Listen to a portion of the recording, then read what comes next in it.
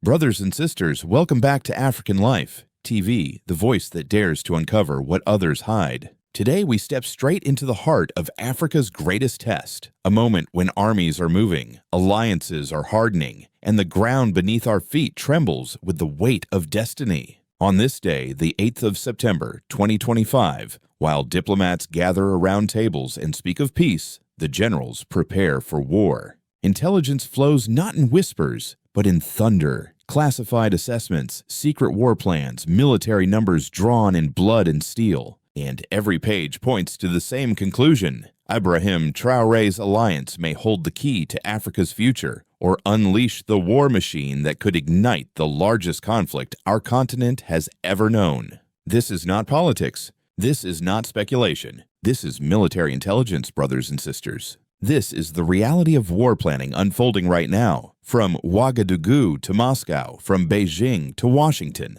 Understand me clearly. The Iron Brotherhood of the Sahel, born on the 29th of January this year, has changed everything.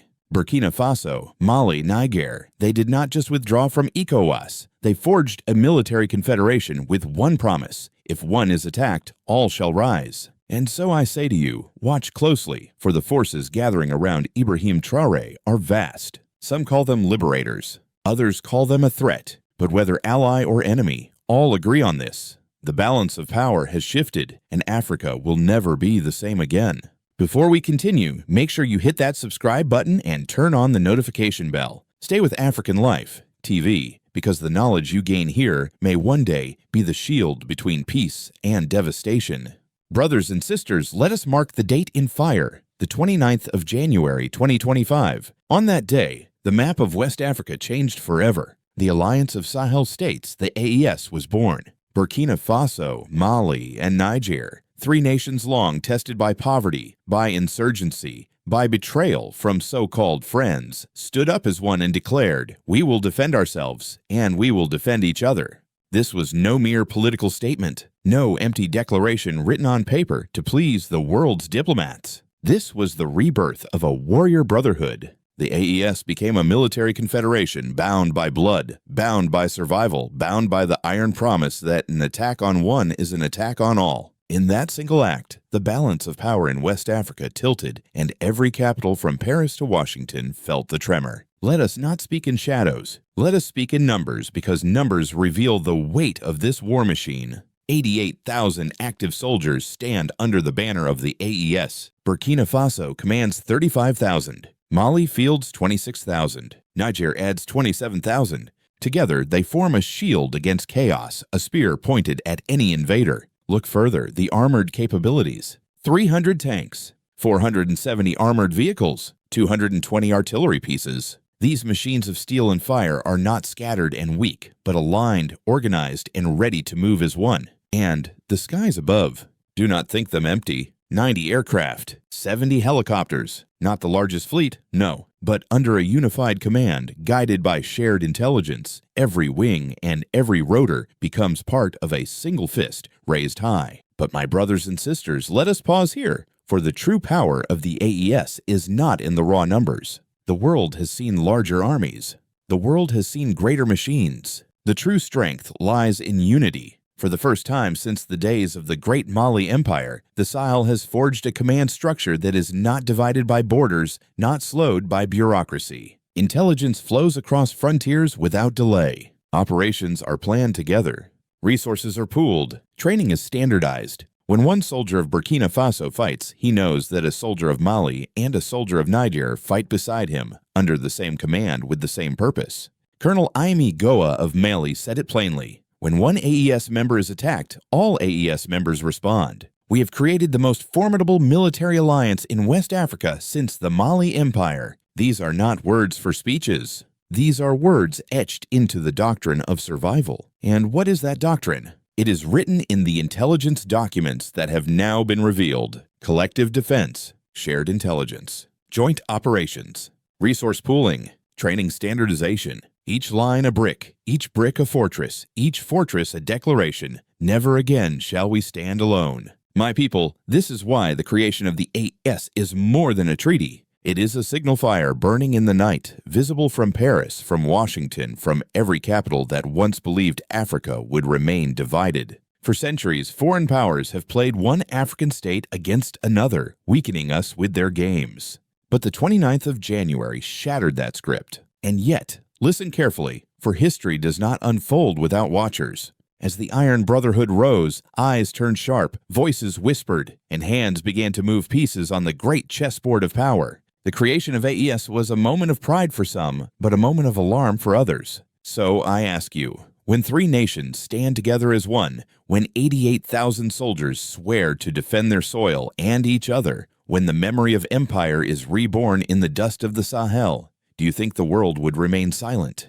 Brothers and sisters, no. The enemies were already circling, and the story of allies and adversaries was only beginning. Brothers and sisters, when the Iron Brotherhood was forged, it did not stand alone. For in this world, no nation rises without allies, and no alliance survives without backing from powers greater than itself. Let us speak first of Russia, the military backbone. Once dismissed as a distant empire, today Moscow has stretched its arm deep into the Sahel, and under the shadow of the Kremlin, Captain IBRAHIM TRAORÉ has found strength. 800 Russian specialists, not mercenaries of Wagner past, but official military advisors, now walk the soil of Burkina Faso. They bring with them not only training, but the weapons of a modern war.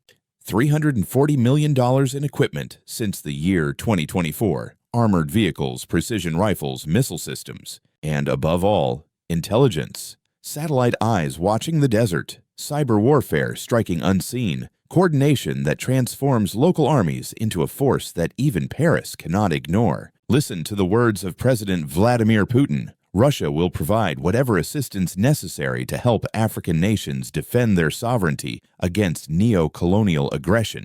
These are not empty promises. These are vows made in steel, in blood, and in fire. But brothers and sisters, Russia does not stand alone. For while Moscow provides the sword, Beijing provides the treasure. Yes, China, the economic and technological power. Without the yuan, the factories, the engineers, how could Traoré's government have broken free from the systems of the West? $4.7 billion in loans and trade. $2.1 billion in roads, ports, and airports. Not only machines of war, but arteries of life. And let us not forget the hidden war, the cyber war. Chinese technology now shields the government's communications, the lifeline of a state under siege. Hear the voice of Xi Jinping. China supports all African nations in their legitimate right to choose their own development path, free from external interference.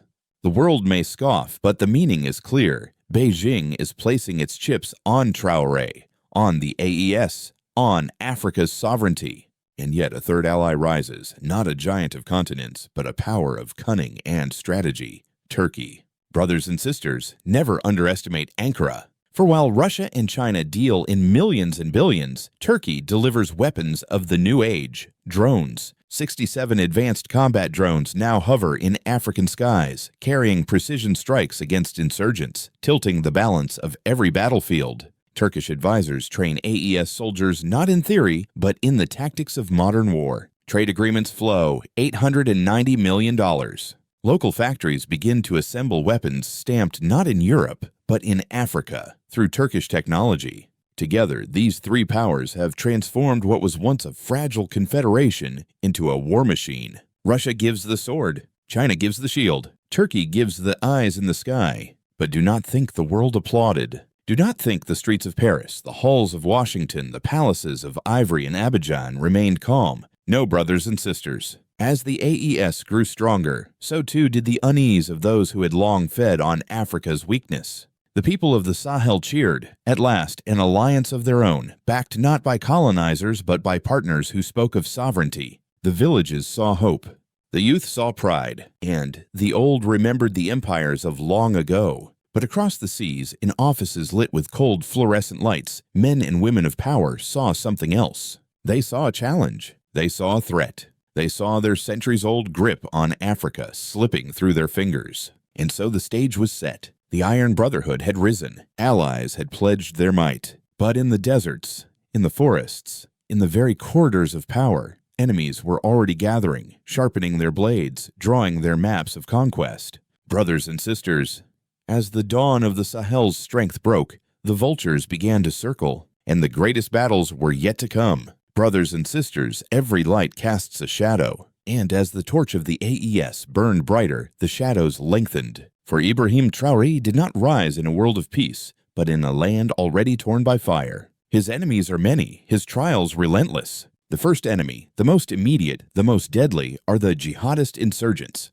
For years, groups such as ISGS, the so-called Islamic State in the Greater Sahara, and JNIM, Jama'at Nusrat al-Islam wal-Muslimin, have fed on the wounds of the Sahel. They control nearly 40% of Burkina Faso's land. They number between 15 and 20,000 fighters, and their weapons are no longer the crude rifles of bandits. No, brothers and sisters, they carry Iranian drones, Iranian missiles, explosives smuggled across borders, and the dark lifeline of $67 million each year. And in September 2025, reports declared what many had feared. These insurgents had acquired over 400 weaponized drones and missiles capable of striking aircraft from the skies. Imagine that.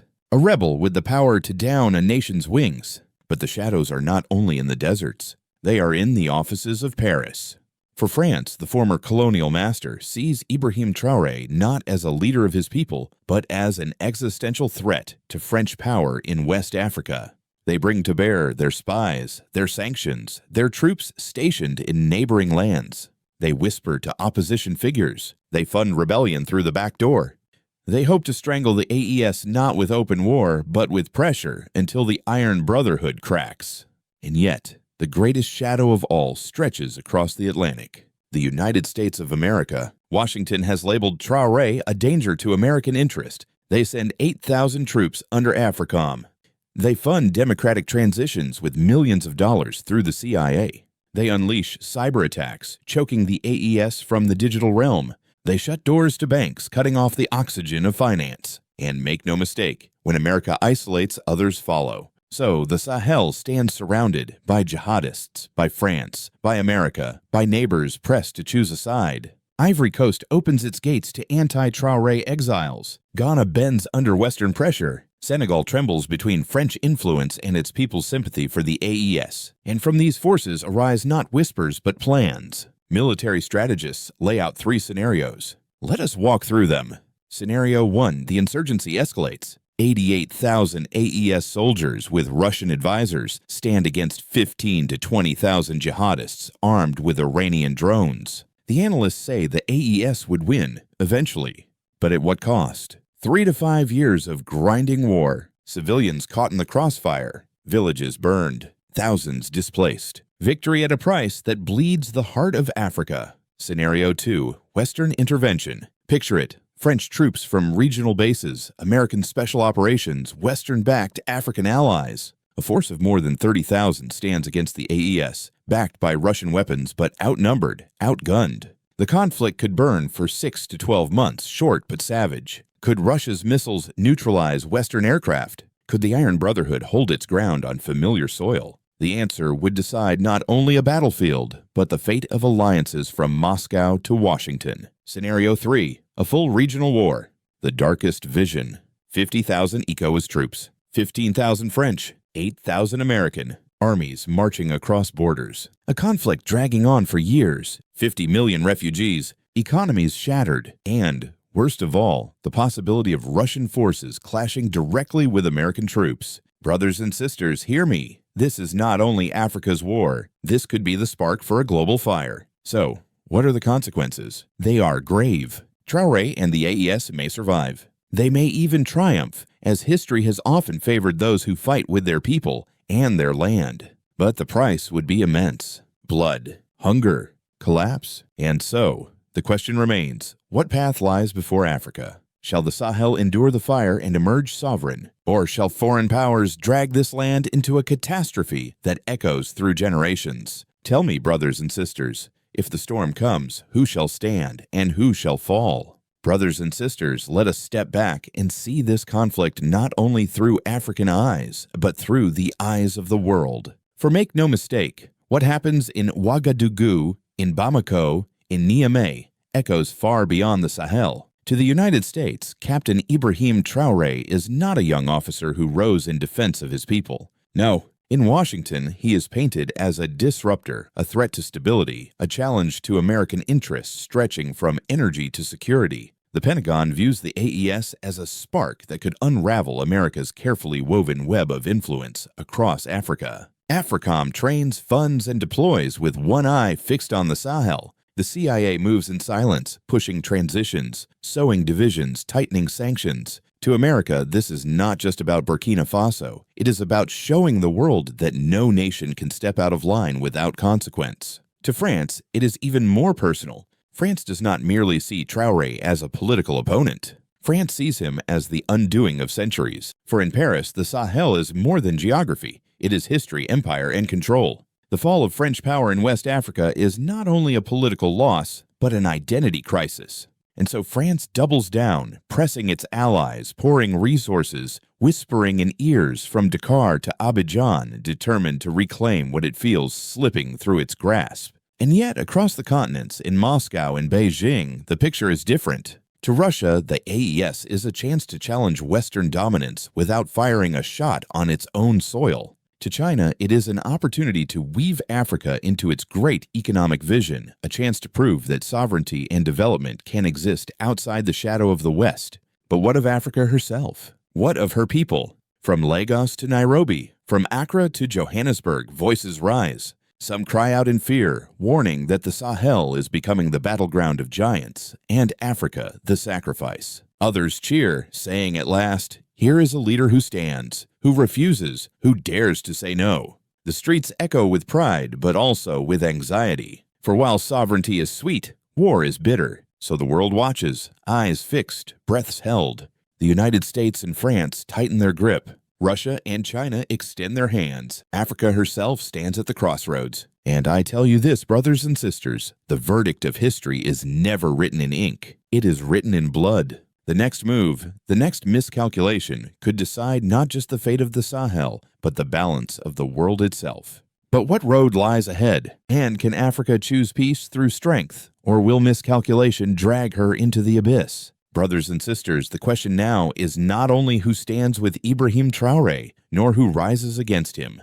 The deeper question, the question that burns like fire in the hearts of millions, is this: what path lies ahead for Africa? Let us weigh the balance carefully. On one side stands the AES, the Iron Brotherhood of the Sahel. They hold the advantage of home. They know the deserts, the forests, the villages. They fight not as mercenaries, but as sons defending the soil of their ancestors. They carry with them not only rifles and tanks, but the spirit of 75% of the Burkinabe people who lift their voices in approval, who offer their hands in support. And behind them stand allies, Russia with its missiles and training, China with its wealth and technology, Turkey with its drones. But on the other side, brothers and sisters, we must not be blind. The enemies of the AES carry overwhelming numbers.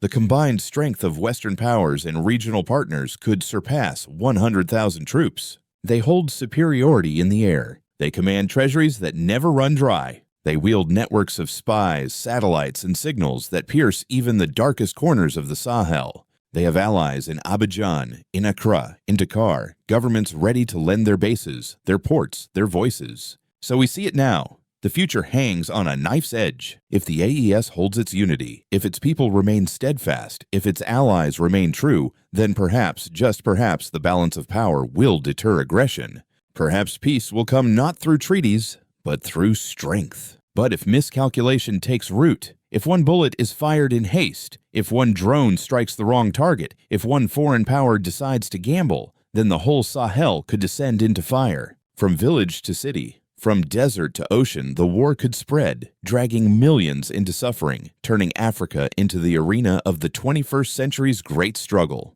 And so, brothers and sisters, the path before us is narrow, the stakes eternal. The choice is not only for generals, nor presidents, nor foreign powers. The choice is for Africa herself. Will she guard her sovereignty with wisdom, or will she stumble into catastrophe by pride and provocation? This is the crossroads. This is the hour. And the path Africa chooses next will echo through generations unborn. Brothers and sisters, we have walked together through fire and shadow. We have seen the rise of the Iron Brotherhood. We have measured the strength of its soldiers, its tanks, its aircraft. We have heard the voices of Russia, of China, of Turkey pledging their hands. And we have seen the faces of its enemies, jihadists armed with foreign fire, France seeking to reclaim its lost dominion, America determined to contain what it cannot control. We have weighed the three scenarios: insurgency, intervention, and regional war. Each one costly, each one bloody, each one a reminder that Africa's destiny is not written in silence,